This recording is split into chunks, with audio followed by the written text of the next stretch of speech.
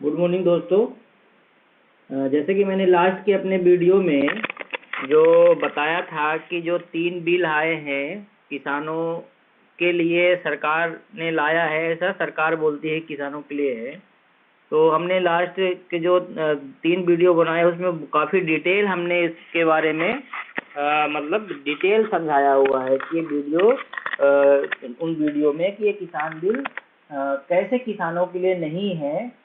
और अगर सरकार थोड़ा सा भी चाहती है कि हाँ चलो ठीक है कि किसान का विश्वास हमें हासिल करना है और ये किसानों के लिए है, तो सरकार को क्या चाहिए कि उसमें जो बिल है, जिसमें पहला बिल है कि आप सरकारी मंडी के अलावा भी दूसरे मंडी में भी बेच सकते हैं, तो उसमें सरकार को एमएसपी की गारंटी देने में उसी बिल पे एक लाइन लिखने में क्या आपत्ति है। मोदी जी बार बार जाते हैं और बोलते हैं कि आप हम पे भरोसा करिए, हम पे भरोसा करिए। तो मोदी जी की बातों पे भरोसा कैसे करें? पहले तो यही मोदी जी थे जो एफडीआई का विरोध करते थे, ठीक है। तो अभी तो जब इनकी सरकार आई तो एफडीआई चालू किया। यही मोदी जी थे जो पहले जीएसटी का विरोध करते थे, फिर उन्होंने जीएसटी चालू किया। यही मोदी जी थे पहले आधार कार्ड का विरोध करते थे, फिर आधार कार्ड चालू किया। तो कौन सी मोदी जी की बात का भरोसा करने का? भरोसा आप मोदी जी आज हैं, कल कोई दूसरा रहेगा, तो इससे तो अच्छा है ना कि आप किसानों को कानूनी रूप पे ताकत दीजिए ना। कल आपकी सरकार से नहीं रहेगी तो फिर किसानों क्या होगा? आज चलो ठीक है आप बोल रहे हैं विश्वास करिए और हो सकता है आप विश्वास में कर भी दें, पर जब कल किसान आपकी सरकार नहीं रहेगी और कहीं वो कानूनी अधिकार नहीं रहेगा, उस टाइम पे किसान क्या करेंगे? तो जैसे कि 3 बिल मैंने डिटेल में बता चुका हूँ इसके पहले सब वीडियो में, और आज खाली उनका नाम बताता हूँ। पहला जो बिल है, आप अपनी फसल को कहीं भी बेच सकते हैं सरकारी मंडी के अलावा दूसरी मंडी पे। दूसरा जो है कॉन्ट्रैक्ट फार्मिंग है, कंपनी के साथ जो कॉन्ट्रैक्ट फार्मिंग होगा। और तीसरा क्या है कि आपको जरूर वस्तुओं का भंडारण का अधिकार देते हैं।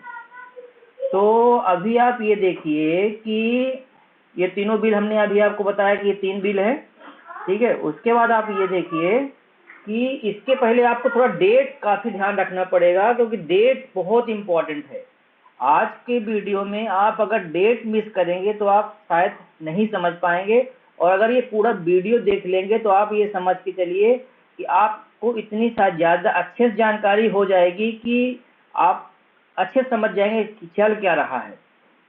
ये देखिए जो गेट एग्रीमेंट है, जो कि general agreement on tariff and trade, ये क्या था कि जब द्वितीय विश्व युद्ध हुआ था उस टाइम पे ये सिस्टम चालू हुआ था कि मतलब जो दो देश हैं उनके बीच में आपस में जो व्यापार है उसको सरल बनाने के लिए ये गेट एग्रीमेंट चालू हुआ था। क्योंकि उस समय क्या था कि कोई भी सरकार उसमें टैरिफ में या इतने क्वांटिटी ही बेच सकते हैं दूसरे देश के माल यहाँ पर, ऐसा है कि बाउंडेशन रहता था। उसको ओवरकम करने के लिए उस समय गेट एग्रीमेंट बना था, उस समय चल रहा था, उस समय ज्यादा कोई दिक्कत नहीं थी उस गेट एग्रीमेंट से।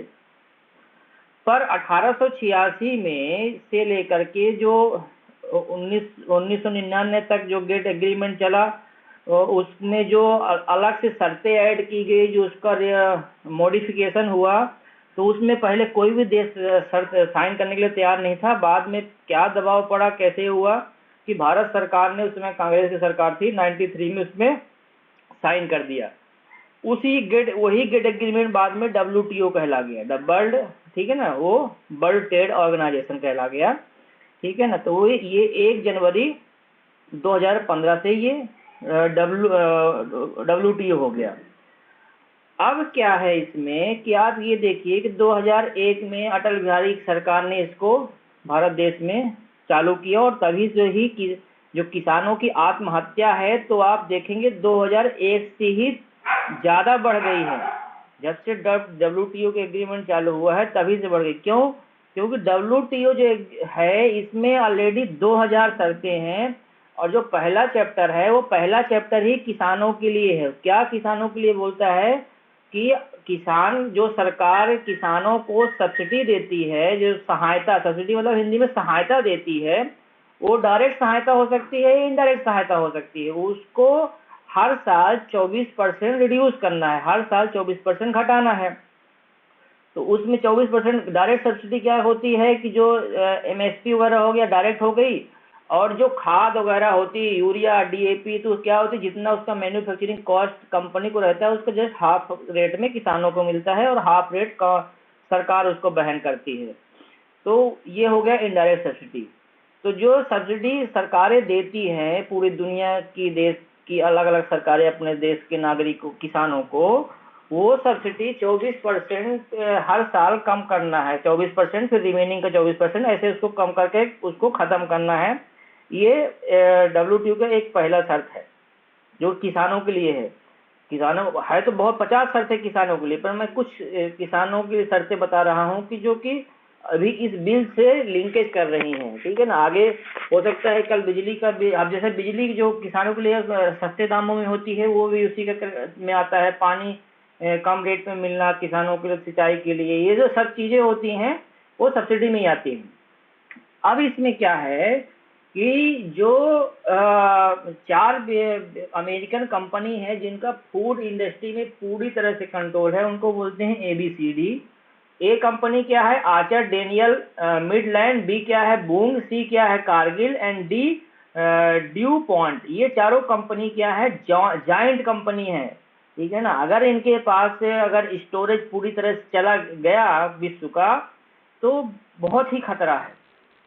अब आगे हम डिटेल समझाते जाएंगे, आप खाली डेट नोट करिए आप। इसके बाद देखिए संता कुमार कमेटी जो 21 जनवरी 2015 को आई और ये रिपोर्ट सबमिट की गई प्रधानमंत्री को। वो संता कुमार कमेटी क्या रिकमेंड कर रही थी 21 जनवरी 2015 को? सरकार FCI क्या होती है जिसके थ्रू आपका MSP वगैरह निर्धारण होता है और वो आपके फसल में सरकारी संस्था रहती है फसल के लिए।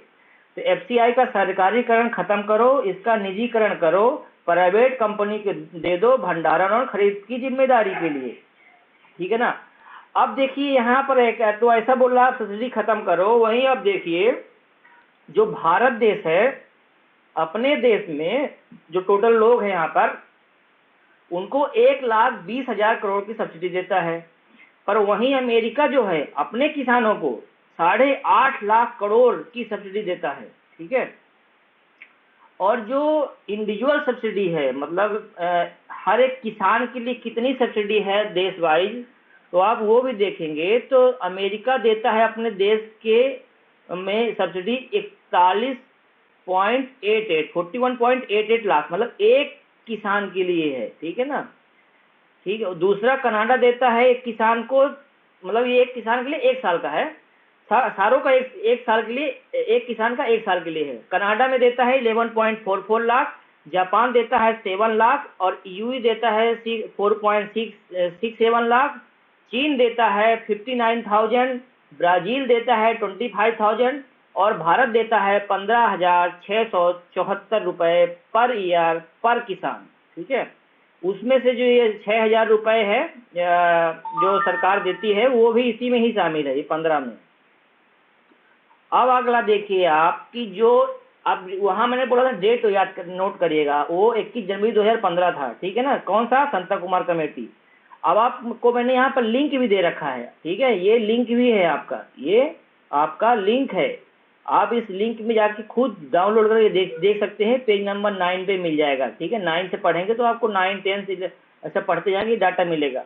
इसको मैंने खाली सिंपल ही क्या किया है, वहाँ हेक्टेयर में लिखा हुआ था तो मैंने यहाँ पर इसको एकड़ में लिखा है, क्योंकि जनरली हमारे किसान जो है तो एकड़ में जानते हैं और एकड़ में ही समझ सकते हैं। तो हमने कन्वर्जन किया है हेक्टेयर टू एकड़। कैसे किया है? 1 हेक्टेयर में 2.47 एकड़ होता है, तो उसके हिसाब से मैंने ओनली कन्वर्जन किया है। और हमने जो यहाँ पर नंबर ऑफ होल्डिंग 10 करोड़ लिखा है तो राउंड फिगर लिखा है ताकि इजीली लोगों को समझ में आ जाए। तो अभी आप ये देखिए टोटल भारत देश में 14.7 करोड़ किसान हैं, मतलब आप मोटा मोटा समझिए पूरे भारत देश में 14 करोड़ किसान हैं, ठीक है। अब वो 14 करोड़ किसान है, भारत की पॉपुलेशन कितना है? 140 करोड़, मतलब हर एक किसान जो है, हर एक किसान 10 लोग का घर चलाने में उसकी पार्टिसिपेशन है। मतलब 14 करोड़ किसान हो गए और 140 करोड़ पॉपुलेशन हो गई, तो मतलब हर एक किसान जो है तो 10 घर की उसकी वजह से 10 घर में खाना चलता है। ठीक है, अब आप देखिए कि इसमें जो 2.47 एकड़ वाले किसान हैं वो कितने हैं 14 करोड़ में से 10 करोड़।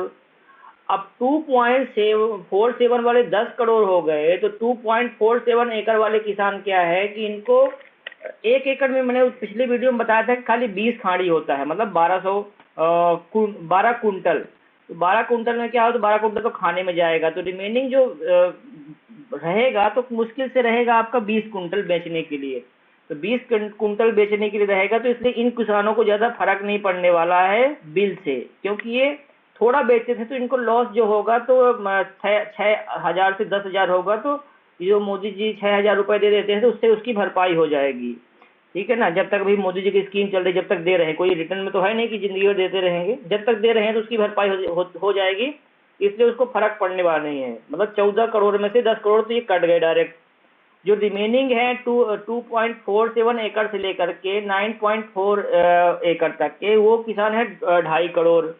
ठीक है ना, इनको भी ज़्यादा उतना समस्या नहीं है। ठीक है ना, क्योंकि इतना इनका सेल ही नहीं है, इनका इतना ही फसल इतना नहीं पैदा होता है कि जब बेचने जाएंगे तो उनका नुकसान लाखों में हो। ठीक है ना, नुकसान होगा 15,000 20,000, तो उसमें 6,000 मोदी जी का रहेगा, थोड़ा ही कम का लॉस होगा।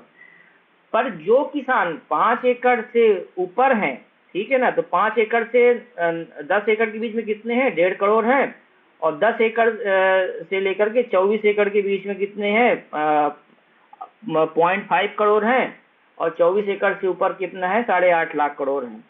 तो असली दिक्कत किसानों को कहाँ पर है, जो किसान जिनकी जमीन 5 एकड़ से ज्यादा है। तो 5 एकड़ से ज्यादा है तो ये कितना पड़ेगा, लगभग 2 करोड़ किसान पड़ेंगे। अब ये है कि 2 करोड़ किसान हैं, तो 2 करोड़ किसान तो विरोध नहीं कर रहे हैं, किसान तो विरोध मतलब लाखों में ही कर रहे हैं। ऐसा क्यों?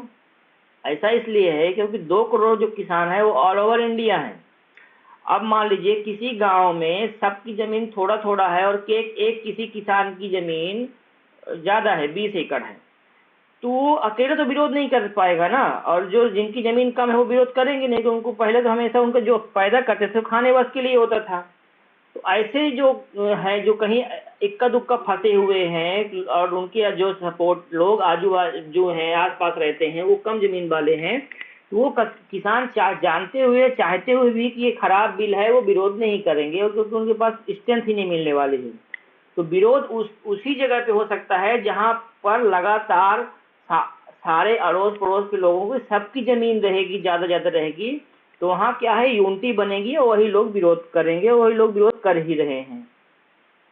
अब देखने वाली बात यह है कि अभी आप ये देखिए कि जैसे कि इसमें आप अच्छे से समझ पाएंगे कि जो हमारे 2.47 एकड़ वाले किसान हैं, उनका जो परसेंटेज ऑफ होल्डिंग है वो 68% है। ठीक है ना, मतलब 14 करोड़ में से 10 करोड़ वही हो गए, 68% हो गया। ठीक है, फिर जो है 2.5 करोड़ है, 2 एकड़ से 5 एकड़ वाले 17% ये हो गए। तो आप देखिए 17%, 100% में से 68% वो, 17% ये। ठीक है ना, तो ये तो विरोध करने से नहीं रहे। ठीक है ना, तो ये हो गया आपका 78 और 88, तो लगभग 88% तो किसान विरोध नहीं करेंगे। क्यों? क्योंकि उनकी उतने पास आमदनी ही नहीं है, वो उनको इतना सेल ही नहीं होता था कि वो उनको ज्यादा घाटा लगने वाला है। जो 2-2.5 एकड़ तक का काश्तकार है, उसको अगर 10,000 घाटा लगता था तो 6,000 मोदी जी को मिल गया, 2-4 हज़ार घाटा लगे तो उसके लिए वो क्यों विरोध करेगा, उसको तो नहीं समझ में आएगा। जो 5 एकड़ तक का है उसको हो सकता है 20,000 तक घाटा लगे, 6,000 मोदी जी का आ गया, तो उसको भी ज्यादा समझ में नहीं आएगा। समझ में किसको आएगा? जिसकी जमीन 5 एकड़ से ज्यादा है उसको समझ में आएगा। तो उनका परसेंटेज देखिए कितना है, 9%, 3%, 0.57%। ठीक है ना, अब आप ये देखिए कि क्या ये जो है, तो ये जो आप देखिए अब इसमें तो ये हमने मतलब 14 करोड़ में से 10 करोड़ की ये परसेंटेज हो गया। अब एरिया कितना कवर कर रहे हैं, एरिया आप देखिए 10 करोड़ जो किसान हैं जो 2.5 एकड़ के नीचे हैं, वो 24% एरिया कवर कर दे रहे हैं टोटल, जहाँ खेती वाला एरिया है उस एरिया का। 22% किसान जो है वो कवर कर जा रहे हैं 2.5 एकड़ से 5 एकड़ वाले किसान 23% कवर कर रहे हैं, जो कि 5.5 एकड़ से 10 एकड़ थे, ठीक है ना। अब 20% कवर कर रहे हैं जो कि 9 एकड़ से 10 एकड़ से 24 एकड़ वाले हैं, और 24 एकड़ से ज़्यादा वाले सिर्फ 9% कवर कर रहे हैं। अब आप ये देखिए कि एवरेज जो है पर पर्सन कितनी जमीन है। जो 2.5 एकड़ वाले हैं तो सबके पास तो 2.5 नहीं हो, किसी के पास हो सकता है कि आधा एकड़ हो, किसी के पास 1 एकड़ हो। तो जो 2.5 एकड़ के नीचे जमीन वाले हैं उनका अगर उतने लोगों का एवरेज किया जाए, मतलब जो 10 करोड़ लोग हैं और 10 करोड़ लोगों का एवरेज किया जाए तो पर पर्सन जमीन है 0.9 एकड़ है, ठीक है ना। जो 2.5 एकड़ से लेकर के और 5 एकड़ वाले हैं जो कि 2.5 करोड़ लोग हैं, उनका जब एवरेज किया जाए तो पर पर्सन पर किसान जो जमीन है वो 3.45 एकड़ है, ठीक है ना। तो आप डाटा यहाँ पर दिया, आप यहाँ देख सकते हैं, ठीक है। तो डिटेल जाएंगे ज़्यादा वीडियो लंबा हो जाएगा, इसमें बहुत एक स्पेसिफिक और एक बहुत क्लियर डाटा बनाया है, ताकि अगर आप इसका स्क्रीनशॉट भी लेके रखते हैं अपने पास तो इजीली इसको पढ़ेंगे तो समझ सकते हैं। क्योंकि गवर्नमेंट ने क्या देखा कि मोस्टली जो किसान है ना वो कम जमीन वाले हैं, तो विरोध करेंगे नहीं, ठीक है ना। और जो बड़े वाले हैं किसान वो विरोध करेंगे तो उनको देशद्रोही बोल देंगे, पाकिस्तान से फंडिंग बोल देंगे, चीन से फंडिंग बोल देंगे, उनके बीच में अपने लोग ही भेज के वहाँ पर पाकिस्तान जिंदाबाद के नारे लगा देंगे, उनको बदनाम कर देंगे, उनका चरित्रहरण कर देंगे और आंदोलन को तोड़ देंगे, ठीक है। अब ये देखिए सरकार का मंशा है। अब देखिए यहाँ पर जो मैंने जैसे बताया कि मतलब क्यों विरोध नहीं कर रहे हैं, जिनके पास जमीन कम है वो क्यों विरोध नहीं कर रहे हैं, और पिछले वीडियो में मैंने डिटेल समझाया भी था कि कैसे उनको कैसे उपज होती है। अब जो 2 एकड़ वाला रहेगा तो उसका जो उपज रहेगा वो तो 24 कुंटल रहेगा, तो 12 कुंटल तो उसको खाने में चला जाएगा। अब 12 कुंटल साल भर में खाएगा तभी तो गेहूँ, तो 12 कुंटल बेचेगा, तो बेचने में कितना रहेगा। अगर एमएसपी उसको 2,000 रुपये मिलेगा तो पर कुंटल, तो उसको 24,000 रुपये में बिकेगा, और 1500 मिलेगा तो 18,000 मिलेगा, तो उसको कितना गैप हो रहा है 6,000, ठीक है। 6,000 मोदी जी ने दे दिया, तो 2.5 अब मोदी जी ने दे दिया इधर। अब देखिए 4 एकड़ वाले जो है, तो जब मोदी जी ने दे दिया तो ये तो गए ना, ये जो 14 करोड़ किसान में से 10 करोड़ थे तो क्यों विरोध करेंगे, उनको जो घाटा लग रहा तो हम 6,000 रुपये मोदी जी ने दे दिया, वो विरोध करने वाले नहीं रहे। अब जो 4 एकड़ वाले किसान थे उनको आप देखिए कि उनका जो मतलब बेचने वाला हो रहा है वो 36 कुंटल हो रहा है, तो अगर 2,000 रुपये के हिसाब से रहेगा तो उनको 72,000 मिलेगा, 1,500 के हिसाब से रहेगा पर कुंटल तो 54,000 मिलेगा, तो उनका जो गैप है वो 18,000 रुपये बन रहा है, मतलब गैप मतलब 18,000 रुपये का लॉस। तो उसमें 6,000 तो 6,000 दे दिया मोदी जी ने, तो लॉस कितना हुआ 12,000 का। तो वो भी इसमें ज़्यादा विरोध नहीं करने वाले हैं। अब जब तक मोदी जी दे रहे हैं, जिस दिन बंद कर देंगे तो बात अलग है।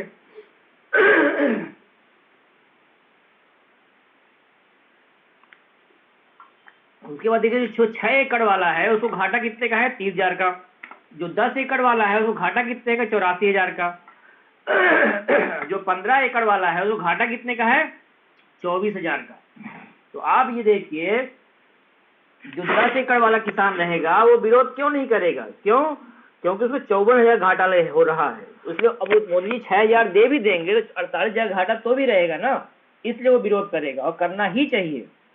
क्योंकि यही एमएसपी क्यों नहीं होनी चाहिए, अगर आप किसानों के लिए कर रहे हैं और अब इतना अच्छा जाके दिल्ली में किसान बैठे हैं तो आप वहाँ 30 किलोमीटर दूर नहीं जा करके मध्य प्रदेश जाते हैं, मंदसौर में किसानों को संबोधन करते हैं। चलो ठीक है, हम फिर भी मान लिया आप किसान बहुत हितैषी हैं तो ठीक है ना, 6 महीने हो गए बिल पास किए हुए ना, किसान को 3 महीने आंदोलन करते हुए हो गया, आपने 3 महीने बोल भी डाला कि हम पे विश्वास करिए, तो आपको एक लाइन उसी बिल में ये लिखने में क्या जा रहा है कि हम किसान को एमएसपी देंगे, एमएसपी गारंटी है, जो एमएसपी के नीचे खरीदेगा उसको सजा होगी। एमएसपी मिनिमम प्राइस है ना जी, मैक्सिमम प्राइस तो है नहीं, फिर आपको गारंटी देने में क्या जा रहा है, बोल रहे हमारे बातों में भरोसा करिए, ठीक है। तो अभी आप ये देखें, ये हमने आपको डिटेल समझाया है, आप देखिएगा इसको। उसके बाद आप यहाँ पर देखिए कुछ लोग बोलते हैं कि बहुत कम लोग हैं, 1% लोग हैं विरोध करने वाले, 654 संगठन है, 30-40 से विरोध कर रहे हैं, ठीक है ना। तो आप ये देखिए भारत के में जब भारत अंग्रेजों का गुलाम था तो भारत की जनसंख्या 35 करोड़ थी, ठीक है, और अंग्रेज यहाँ पर कितने थे, मुश्किल से मुश्किल से 65 या देखिए यहाँ पर क्या लिखा है, the history of modern India by Bipin Chandra, page number 112। For instant in 1857 the strength of the army in India was 3,11,000, ठीक है, उसमें 2,65,000 जो थे इंडियन थे। तो रिमेनिंग कितने बन रहे हैं, सिर्फ 45,000 अंग्रेज थे यहाँ पर। फिर भी भारत गुलाम रहा ना जी। तो भारत गुलाम कैसे रहा, क्योंकि यहाँ की पुलिस भी इंडियन लोग भी थे, आर्मी में भी इंडियन के लोग थे, शासन वो कर रहे थे। तो जैसे कि अभी यहाँ पर मोदी जी का शासन है, पर पुलिस और आर्मी सरकार के कंट्रोल में रहती है ना।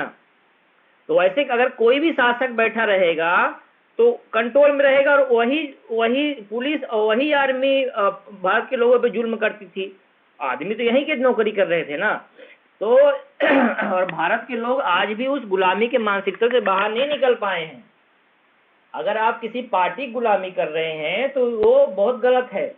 और एक किसान बिल में जो आज कांग्रेस बहुत बड़ी हितैषी बन रही है, सबसे बड़ी गद्दार तो कांग्रेस ही है, क्योंकि सारा काम स्टार्ट तो इसी ने किया।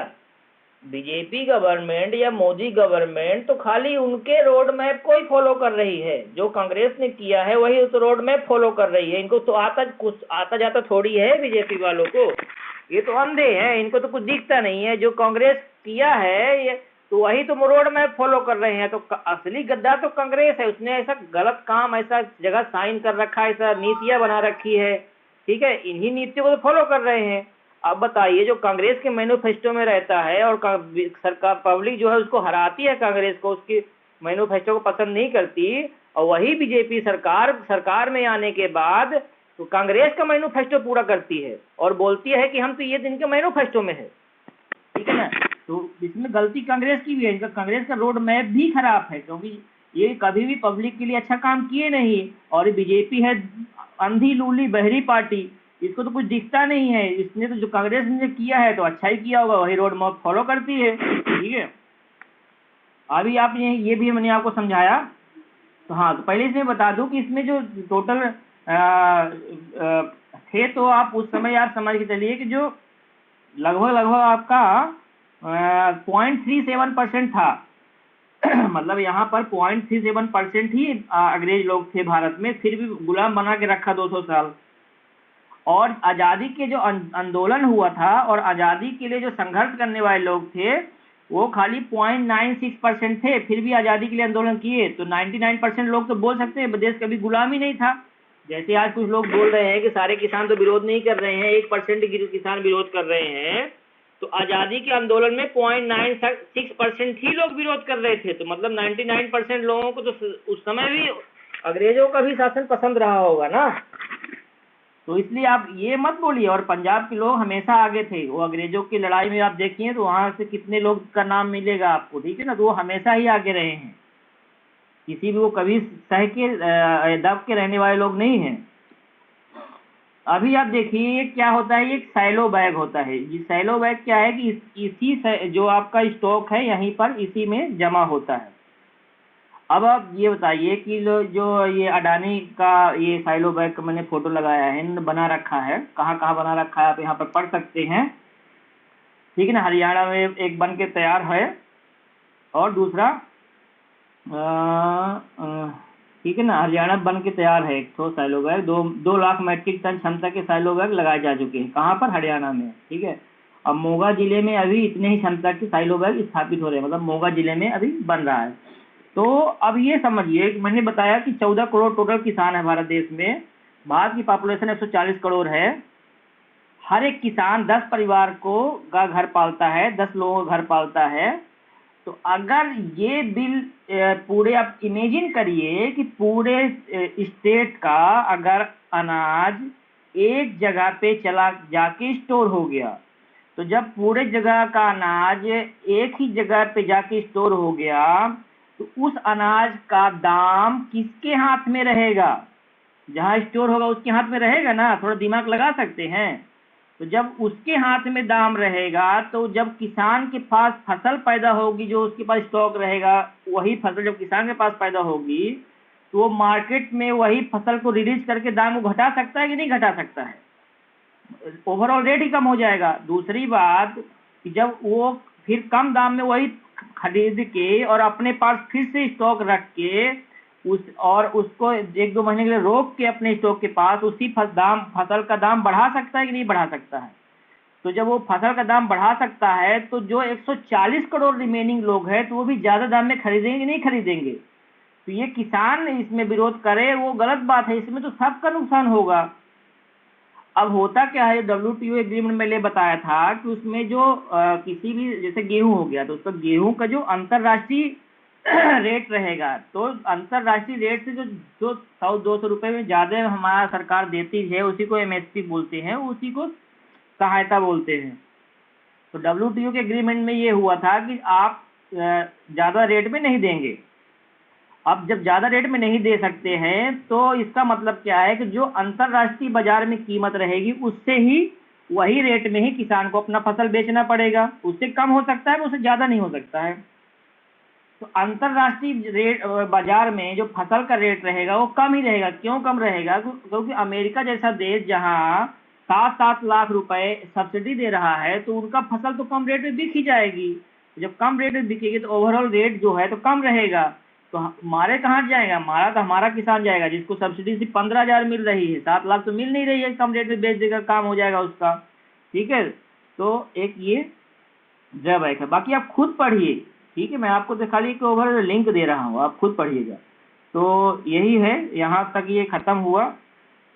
तो आप इसको आई होप कि आप समझ गए होंगे अच्छी तरीके से कि ये मतलब पूरे किसान के लिए बस खराब नहीं है, ये ओवरऑल 140 करोड़ पब्लिक के लिए खराब बिल है अगर स्टॉक इसका जमा हो गया तो। ठीक है, अब बाकी तो आप जानते ही हैं, क्योंकि जो सरकार है हमारी, तो सरकार के बातों पे ज़्यादा भरोसा क्या किया जाए। अब ये आप देखिए, बोलते हैं कि ज़मीन नहीं हड़पी जा सकती। 2016 में जब थर्मल पावर प्लांट लग रहा था अडानी का यहाँ झारखंड गोंडा जिले में, तो उन्होंने जमीन लिया है ना जबरदस्ती लोगों की। आप यहाँ ये देखिए, कानून और नया बिजली खत्म। अच्छा, आपको ये याद है, लोग भूल जाते हैं इसलिए याद करा, वो हर 3 महीने से बयान दे कैसे खेत को बचाएं, कैसे सब खेत छोड़ दें, नहीं जाते हैं खेत में रोते। अब खेती का दिन आ गया, कैसे बिहन पड़ेंगे, कैसे धान रोपेंगे। उन्होंने गाला गलौज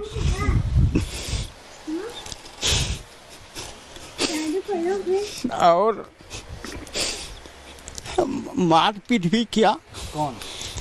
सत्यनारायण राउतरी, अडानी का फील्ड मैनेजर है। क्या बोल रहा था आपको? कि तुमको इसी जमीन पर गाड़ दूंगा। कानून लेकर के आएगा टेरर। सारे हिंदुस्तान की पावर अदानी को सौंपने का मन बना रखा है। अंबानी को, अदानी को देश लुटाना चाहते हैं, देश की संपदा को लुटाना चाहते हैं, या झूठ बोल रहे हैं। एयरपोर्ट उनको दे दिए, रेल उनको दे दी, तेल उनको दे दिया, या झूठ बोल रहे हैं। चलो दंगल जमीन देना चाहते हैं। वो एयरपोर्ट खरीद रहे थे, वो रेल खरीद रहे थे, वो जमीन पर कब्जा करने के लिए ये कानून केंद्र की सरकार से बनवाने में कामयाब हुए। झूठ बोल रहे हैं आप कि किसान आगे बढ़ रहा। किसान की आत्महत्या का आंकड़ा बताना बंद किया, केंद्र की सरकार ने बंद किया। इसलिए तीनों अध्यादेश साथ लेके आए। ये क्यों नहीं बता रहे कि MSP पर खरीदेगा, बाहर भी कोई खरीदेगा तो? ये प्रधानमंत्री जी कह रहे हैं, तो प्रधानमंत्री जी तो अच्छे दिन आने की भी कह रहे थे। प्रधानमंत्री जी तो काला धन वापिस आने की भी कह रहे थे। प्रधानमंत्री जी तो 15-15 लाख खाते में आने की भी कह रहे थे। प्रधानमंत्री जी तो 2 करोड़ रोजगार की भी कह रहे थे। देश में सिर्फ दाढ़ी बढ़ाने से कोई रविंद्रनाथ टैगोर नहीं हो जाता, सिर्फ इनकलाब बोल देने से भगत सिंह नहीं हो जाता। आप कह रहे हैं आंदोलन नहीं है, गलत कह रहे हो आप। दावे के साथ कहता हूँ, केंद्र की उस मंशा को हम कामयाब नहीं होने देंगे। हम जेलों की तकियों की रोटी खा खा करके विधानसभा पहुंचे। मजाक नहीं है जो आपके कानून लागू कर दोगे। आप कह रहे हो आंदोलन। नौजवानों का भविष्य न हो, माताएं बहनें सुरक्षित न हो, किसान बेहाल हो, और फिर भी कांग्रेस वाले उनकी वोट मांगने की हिम्मत कैसे होती है? मुझे तो यही कहते थे बस 3 महीने में ठीक हो जाएगा, कहते थे कि नहीं कहते थे? शर्मी की कोई इस बारिश के बाद ठीक हो जाएगा, कहते थे कि नहीं कहते थे? ऐसा कहते कहते 5 साल निकाल दिए ना। भरोसा इसीलिए तो टूट गया है। ठीक है, तो अभी आपको मैं जस्ट वीडियो दिखाया, बस एंजॉय करिए आप। ठीक है, अब इसी के साथ आप भाई हम समझ गए होंगे। अगर नहीं समझे होंगे तो आप कमेंट करिए इसमें क्या नहीं समझ में आया है। कानून और एक बार कमेंट करिए तो हम उसको आपको समझाने की कोशिश और करते हैं। ठीक है, अभी तो ठीक है, धन्यवाद। अगर कुछ लगता है तो एक बार कमेंट करें। ओके।